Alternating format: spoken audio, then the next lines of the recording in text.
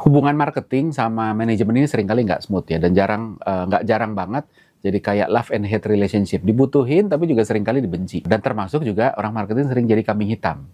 Kambing hitam terhadap kegagalan bisnis. Ini nggak lepas dari pemahaman yang salah tentang marketing. Baik dari sisi manajemen maupun juga dari sisi marketingnya sendiri. Apa aja sih yang harus diperhatiin supaya semua orang bisa nempatin marketing pada porsinya.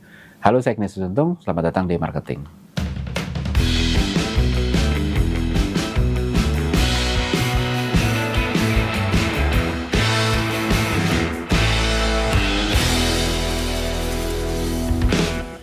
Di banyak perusahaan, marketing itu kan seringkali jadi kambing hitam ya atas kegagalan perusahaan untuk mencapai target dengan berbagai alasan. Pokoknya kalau target nggak tercapai, marketingnya cuma ambur-amburin duit sih, marketing nggak ngerti produk lah, marketing kerjanya terlalu mengawang-awang, susah dimengerti, dan berbagai alasan lainnya. Sebaliknya, dari perspektif marketing, nggak dikit juga yang ngeluh ke manajemen soal target yang nggak masuk akal lah, soal budget dan support yang minim lah, dan banyak alasan lainnya. Nah, ini terjadi karena banyak hal. Yang pertama adalah karena marketing dalam banyak pekerjaannya adalah kerjaan spesialis dengan kemampuan spesialis juga tentunya. Lihat aja digital marketing, social media, kreatif, customer life cycle management, bahkan brand management. Ini butuh kemampuan spesialis. Nggak semudah ini naruh generalis di sana terus bisa perform. Sayangnya nggak semua manajemen berpikir itu adalah spesialis. Akhirnya ditaruhlah si generalis di sana. Akibatnya hasil yang didapetin nggak optimal. Orang marketingnya pun nggak bisa dijelasin. Menjelaskan tentang kenapa ini hasilnya begini. Dan akhirnya manajemen pun kehabisan kesabaran naik pitam. Terlebih karena marketing budget adalah salah satu komponen biaya tertinggi di perusahaan. Maka manajemen bilang, udah spend banyak tapi kok nggak ngerti kenapa itu dilakuin. Hasilnya kan jadi begini dan lain sebagainya. Yang kedua, nggak jarang juga manajemen meletakkan ekspektasi terlalu tinggi terhadap marketing. Seolah-olah marketing bisa kontrol segala-galanya. Sehingga akhirnya kalau sampai targetnya nggak tercapai, kayaknya make sense untuk disalahin. Ini wajar karena balik lagi soal budget. Marketing kan paling banyak consume budget. Jadi ekspektasinya seimbang dengan spendingnya. Padahal banyak kegagalan bisnis terjadi bukan faktor marketing semata. Ini nggak perlu terjadi kalau kita bisa nempatin marketing pada porsi dan tempatnya yang lebih pas. Apa aja sih yang sebenarnya kita perlu perhatikan ketika kita mengakses keberhasilan atau kegagalan bisnis? Pertama, produk. Good product is the best marketing. Ada istilah begitu. Coba deh, kalau produknya bagus, udah enak banget jualannya. Kayak udah jalan sendiri, termasuk diomongin sama orang-orang. Referral jalan dengan sendirinya. Makanya sampai ada omongan ya. Dulu saya pernah dapat omongan dari seorang CTO top di Indonesia ya. Bilang bahwa kalau produk kita bagus, kita nggak butuh marketing. Makanya bikin produk yang bagus. Gitu. Jadi kalau perusahaan mau hemat di marketing, maka bikinlah produk yang bagus. Benar, saya pun setuju itu. Orang marketing tidak selalu dibutuhkan ketika produknya bagus. Banyak produk yang bagus tanpa marketing bisa jalan. Tapi ironisnya, kalau somehow produknya nggak terjual habis tanpa marketing, akhirnya kan dia butuh marketing. Ketika nggak dimarketingin, produknya nggak jalan kasarnya gitu ya, atau nggak laku keras lah, cuma laku sedikit. Maka panggil orang marketing lah, ayo nih, dorong dong gitu ya. Nah, dalam konteks ini, marketing itu kan posisinya membantu. Bantuin dong jualin, karena gitu. Karena gue sebagai orang produk, ternyata nggak bisa jual ini gitu ya. Dan harus clear posisinya. Marketing bantuin karena produknya tidak bagus-bagus amat. Kenapa? Kalau bagus, harusnya nggak perlu didorong marketing pun udah jalan, gitu ya. Sehingga kalau perlu didorong sama marketing, maka jangan-jangan ada isu produk kan begitu ya. Nah, tapi sayangnya begitu nggak laku gitu ya, atau sekedar nggak nyampe target, salahnya selalu di marketing dan biasanya ditemenin sama orang sales. Tapi jarang banget kualitas produk dikonsider sebagai salah satu penyebab. Nothing can save crappy product, not even S3 marketing gitu. Sejago-jagonya orang marketing, sebagus-bagusnya orang marketing, sejago-jagonya marketing strategi, nggak bisa nyelesain masalah produk. Bukan berarti marketing mau cuci tangan, tapi nggak bisa serta-merta ini jadi salahnya marketing sepenuhnya, sendirian. Apalagi ketika nggak ada supporting data bahwa ini marketing problem. Jadi baiknya coba punya mekanisme untuk bisa analisa, ini marketing issue kah, produk issue kah, atau yang lainnya. Gitu ya. Yang kedua adalah distribution. Ini juga agak tricky. Seringkali dianggap remeh, bikin produk bagus, waktu produk tes responden bilang ini menarik, tapi begitu di marketing aja nggak jalan. Lalu lagi-lagi marketing yang salah, padahal ada faktor distribusi. Dulu di awal-awal saya ngerintis karir di marketing, saya sempat terekspos dengan berbagai persaingan nggak sehat soal distribusi. Yang pertama, dulu ada koran baru keluar gitu ya. Sebuah koran baru muncul, ngelawan dominasi berbagai brand koran yang udah duluan ya. beberapa pemain besar awalnya menganggap remeh, udahlah ini pemain baru nggak bakalan lah. Tapi lalu dalam beberapa hari awal terbukti bahwa responnya amat sangat baik, maka di beberapa hari setelahnya mulailah melancarkan pemain-pemain gede ini melancarkan berbagai macam strategi untuk kasih distribution isu ke pemain baru ini. Salah satunya adalah pesaing besarnya koran baru ini mengancam distributor untuk nggak distribusin koran besar tadi. Jadi ada koran A, koran B yang baru, koran A dominan. Si koran A lalu ngomong sama distributor, lu kalau distribusiin koran B, nggak gua kasih koran gua dan semua media gue ya. Nah, padahal konsumennya koran A ini udah banyak. Agen nggak berani dong, agen koran gitu ya. Ya akhirnya dia ya udah deh, kita nggak jual yang baru deh, kita jual yang lama aja.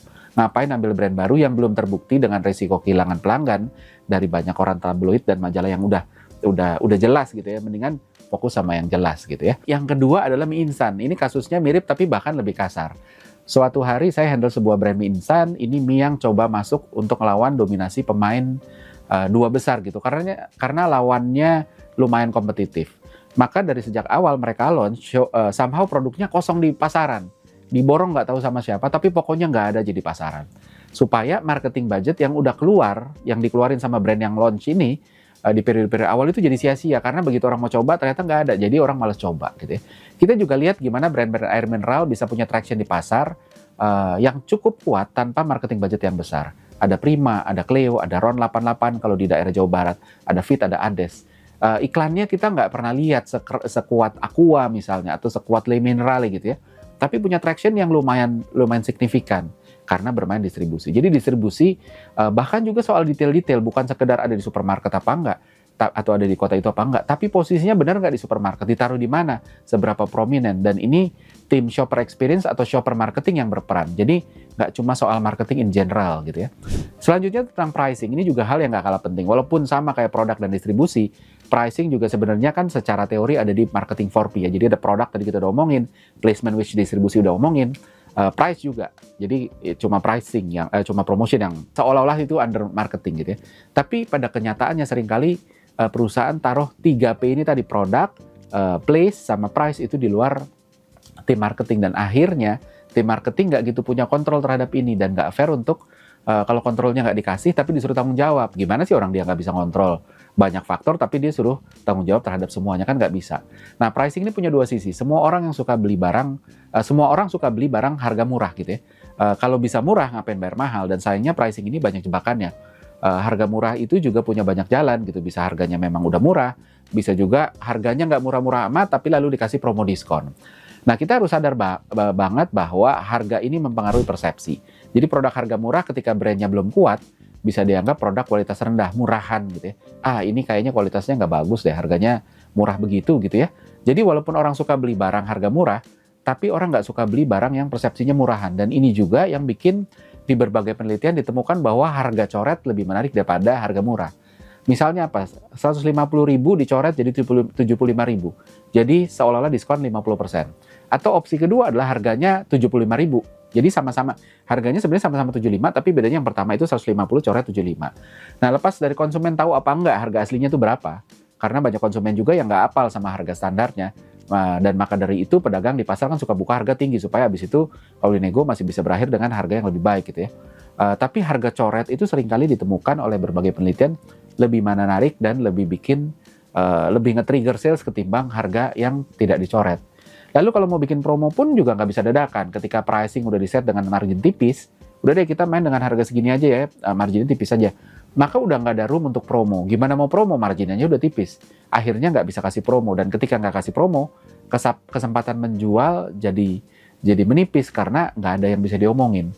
Tapi jangan dianggap juga bahwa pricing adalah tentang jual murah gitu ya, tentang kasih promo. Enggak juga, karena ya tadi itu, pricing akan define perception terutama ketika nggak ada reference lain, referral, brand, packaging, dan sebagainya. Jadi nggak melulu soal jual murah. Ada sebuah toko jam di Swiss ya, ini real case ya. Ada toko jam di Swiss terkenal dengan negara penghasil jam terbaik ya, yang dari buka nggak berhasil menjual satu pun jam unggulannya mereka. Jadi jam-jam yang nggak unggulan bisa, tapi jam unggulannya nggak mereka. Padahal itu jam bagus dan dikasih harganya murah. Produk itu di-display di etalase utama yang bikin visibility-nya baik, tapi masih nggak laku. Suatu saat pemilik toko frustasi. Lalu dia mikir, oke deh saya ambil cuti dulu beberapa hari untuk mikirin harus gimana sih supaya bisa jual jam ini. Dia udah siap dengan konsekuensi, ya udah kalau nanti setelah saya cuti mikirin caranya dan nggak ketemu, maka ya udah saya akan stop jual jam itu. Dia pun menitipkan tokonya kepada pegawainya selama dia cuti, dan sekembalinya dari cuti, dia pun frustasi karena aduh saya udah cuti nggak ketemu caranya gimana supaya bisa jual jam bagus dengan harga murah ini, padahal menarik banget. Dan dia udah siap untuk ya udah deh kalau gitu saya berhenti jual ini. Tapi dia kaget karena ketika dia balik ke toko setelah cuti, dia tanya pegawainya, ternyata ada laporan bahwa jam yang tadi susah banget dijual itu, jam bagus yang murah ini, tiba-tiba laku keras selama dia pergi. Terus dia nanya ke pegawainya, apa sih yang kamu lakukan kok bisa begini? Dan pegawainya bilang, saya nggak ngelakuin apa-apa. Terus dia ngeliat lagi ke etalase tempat jam itu di display kan. Dan dia mendapati bahwa ternyata pegawainya itu salah naruh harga. Jadi petunjuk harga yang lebih mahal yang harusnya itu buat jam lain, ditaruh di jam itu. Dan karena harganya dinaikin, penjualannya naik. Swiss sebagai rajanya jam dunia justru kontradiktif ketika ada jam yang kok murah. Orang jadi nggak percaya bahwa oh, ini jam Swiss yang bagus. Ketika salah pasang harga dan ditaruh harga tinggi, malah jadi mendukung persepsi bahwa oh ini jam bagus. Jadi hati-hati untuk selalu untuk naruh harga ya. Harga itu nggak selalu tentang adu murah. Terus yang nggak kalah penting juga timing. Ini juga hal penting yang sama sekali nggak bisa diabaikan. Bisnis dan marketing adalah soal relevansi, dan relevansi nggak bisa lepas dari timing. Coba aja jual jas hujan di musim panas, mana ada yang mau beli? Karena itu pula kaos warna merah laris manis ketika di bulan Januari Februari dekat Imlek, dan di bulan Agustus dekat 17-an. Iklan makanan berat yang muncul di jam nanggung pun nggak jalan karena apa ya, orang aduh masih kenyang ntar deh gitu ya. Sama kayak orang yang baru makan siang terus diajak diskusi, ntar malam kita makannya apa? Habis makan gitu ya, kita udah langsung ngomongin makan. Responnya biasa, baru juga makan udah ngomongin makanan lagi. Lihat nanti deh gitu ya. Jadi itu gambaran tentang pentingnya timing. Obat mah, pasta gigi enzim, sirup marjan, kita lihat kenceng banget beriklan di Ramadan karena timingnya pas, dan itu momen dimana orang butuh produk-produk itu. Beberapa produk termasuk fashion dan produk-produk yang tadi juga bisa punya penjualan yang bisa nutupin kerugian berbulan-bulan ketika dia jualan di bulan Ramadan. Jadi satu periode bulan Ramadan itu aja bisa nutupin kerugian setahun bahkan untuk beberapa produk. Jadi timing bukan cuma soal di level kapan di hari itu, pagi, siang, sore, atau malam, bukan cuma soal tanggal tua, tanggal muda, bukan cuma soal Ramadan versus bulan biasa, tapi juga lebih jauh lagi soal momentum. Kita lihat Burger King punya traction yang cukup baik hari ini ya, lumayan bagus gitu ya. Tapi tahu nggak bahwa Burger King itu pernah masuk ke Indonesia beberapa tahun lalu, jualan gagal, punya traction signifikan, lalu akhirnya dia memutuskan keluar dari Indonesia. Sebelum akhirnya dia balik lagi dan sukses kali ini gitu ya.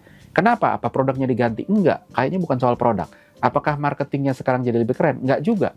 Tapi soal momentum. Dulu Burger King masuk ke Indonesia di saat orang Indonesia belum punya culture makan burger. Belum siap makan burger. Kalau belum makan nasi, belum makan namanya. Jadi nggak begitu berhasil. Tapi kali ini, orang Indonesia udah lebih diedukasi untuk siap makan burger. Dan ketika Burger King balik, dia punya traction. Jadi jangan anggap remeh soal timing.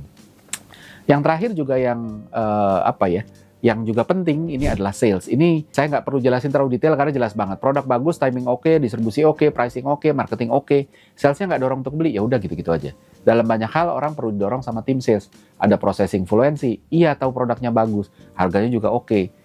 Tapi ya mager untuk cari produk tersebut, mager untuk take action, akhirnya nggak beli. Makanya penting banget untuk dorong. So kesimpulannya apa? Episode ini bukan tentang cari excuse, bukan orang marketing cari excuse tentang kegagalan marketing. Ini adalah tentang secara fair memahami bahwa keberhasilan sebuah bisnis itu kolektif. Begitu juga dengan kegagalannya. Sama kayak tim sepak bola yang mandul, nggak bisa nyalain strikernya sendiri. Tapi ada umpan nggak ke dia? Pertahanannya oke nggak? Sehingga tim nggak lebih sibuk bertahan gitu ya. Supaya tim bisa sibuknya nyerang gitu ya. Marketing juga begitu. Nggak bisa semua disalahkan ke marketing. Kita harus lihat porsinya dan itu bisa banyak faktor. Karena kalau semuanya salah marketing, maka divisi lain dibubarin aja. Gajinya kasih orang marketing. Toh nggak ada gunanya orang semuanya salahnya orang marketing kok, kan kurang lebih begitu. Tapi orang marketing juga harus tahu posisi ini supaya bisa jelasin porsinya. Dan paling penting, supaya tahu mana yang harus dibantu untuk diberesin gitu. Jadi penting banget. Dan buat teman-teman yang ngerasa bahwa sebagai orang marketing, gua kok disalahin mulu ya. Kok kalau gagal capai target ya, seolah-olah semuanya punya kita. Silakan share video ini ke teman-teman yang mungkin relevan ya. Oke, seperti biasa ada kuis pertanyaan sebagai berikut.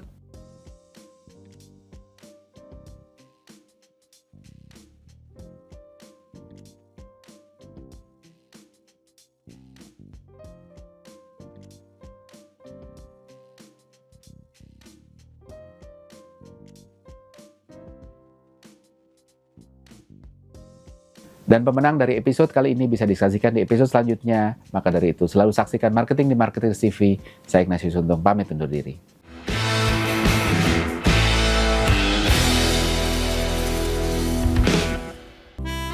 Gimana, bahasannya menarik bukan? Anyway, kalau ada yang punya ide atau request tentang apapun topik yang pingin dibahas dari perspektif behavioral science for marketing, komen di kolom komentar, nanti kita akan bahas. Dan jangan lupa subscribe Marketers TV dan nyalain loncengnya supaya nggak ketinggalan insight menarik seputar marketing dan bisnis.